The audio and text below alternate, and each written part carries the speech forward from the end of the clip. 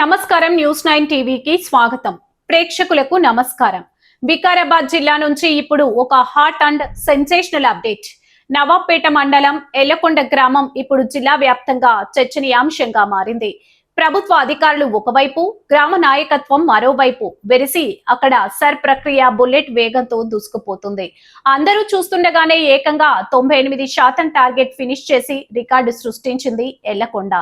ఇదే ఊపులో గ్రామ sarpanch Kavali Kondal Yadav full action mode లోకి దిగి మంగళవారం జరిగిన కీలక సమీక్ష సమావేశంలో అధికారులకు ఒక పవర్ఫుల్ టార్గెట్ సెట్ చేశారు.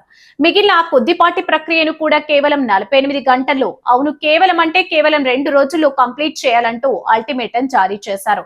బిఎల్ఓలు బిఎల్ఏలు రేయింబవళ్ల సమన్వయంతో పనిచేయాలని ఆయన దిశానిర్దేశం చేశారు.